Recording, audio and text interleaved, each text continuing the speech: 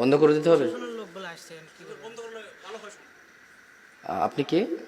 আমি একজন সাংবাদিক, আমাকে ফোন করছেন তো থানা থেকে, বলছে যে রশিদপুর মোড়ে আসছে, ওনারা বলে ওই রশিদপুরে গেছে, এখন ওখান থেকে আসতে যাচ্ছে না। বুঝলাম, তো কি করতে হবে আমাদের? এখন বন্ধ করে দেওয়াটাই উচিত। আমি বললাম যে আর কিছুক্ষণ চালে, বললো যেটা তো আপনাদের আগেই বলা হয়েছে। ঠিক আছে, ঠিক আছে, ইনশাল্লাহ যেহেতু এখানে আসলে যদি আমরা আমরা শেষ করে দেবো ইনশাল্লাহ। তোমরা ক্যামেরা বন্ধ করার দরকার নেই। না, আমি বন্ধ করে দিচ্ছি। 2 মিনিট কি কথা বলা যাবে না?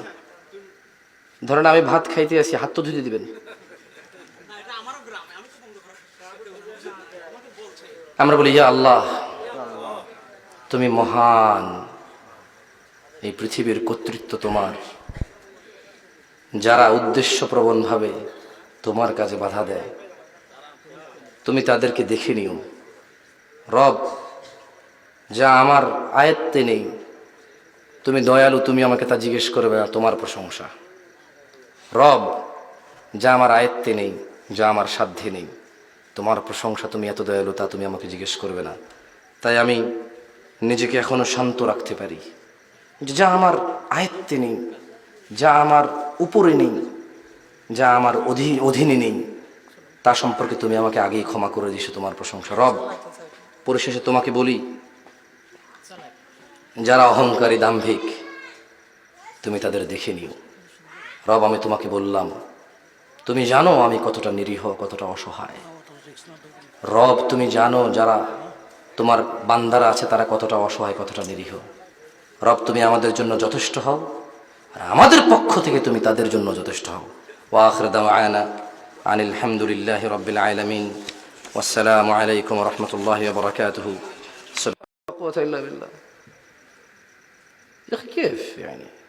মাইক বন্ধ করবেন না, প্রয়োজনে নেমে চলে যাব। বোঝেননি কথা? আলহামদুলিল্লাহ, এখন পর্যন্ত সরকারি নিষেধাজ্ঞা সরকার করেছে, কিন্তু এদেশের সরকার বা আমরা একে অপরের জন্য কল্যাণকামী। যেমন আমাদের জনগণ বাসে করে স্কুলে যায়, মাদ্রাসায় যায়, গার্মেন্টসে যায়, কাজে কর্মে যায়। আমি নিজেই তো রাস্তা দিয়ে এসেছি, দোকানে যায় বাজার করতে। সব না, এখানে কারণ আপনাদের যদি পারিবারিক কোনো সমস্যা থাকে, এর জন্য আমাদেরকে কষ্ট দিয়েন না, আপনাদের গ্রামকে বদনাম করিয়েন না, অনুরোধ করছি আপনাকে। আপনারা একে অপরের সাথে জায়গা জমির ঝামেলা থাকতে পারে, রাজনৈতিক ঝামেলা থাকতে পারে, প্রতিষ্ঠানিক ঝামেলা থাকতে পারে, কথাবার্তার দ্বন্দ্ব থাকতে পারে। আমরা বাইরে থেকে এসেছি, সামান্য একটু সুযোগ দিবেন, কথা বলে চলে যাব। আপনার অ্যাকশন, আপনার আচার আচরণ আপনার দলকে বদনাম করে। আমরা জানি আপনার দলে যারা ঊর্ধ্বতন কর্মকর্তা আছেন তারা খুবই ভদ্র এবং নম্র।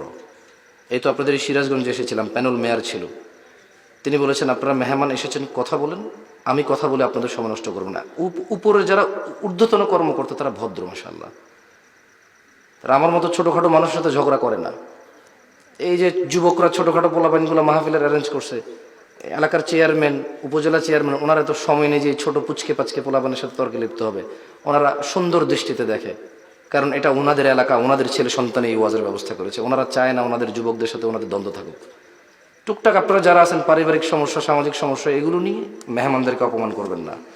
আর তোমরা যারা ইউটিউবে এগুলো করে, এগুলো প্রচার করবে না, এটা কেটে দিবা। বুঝে আসছে?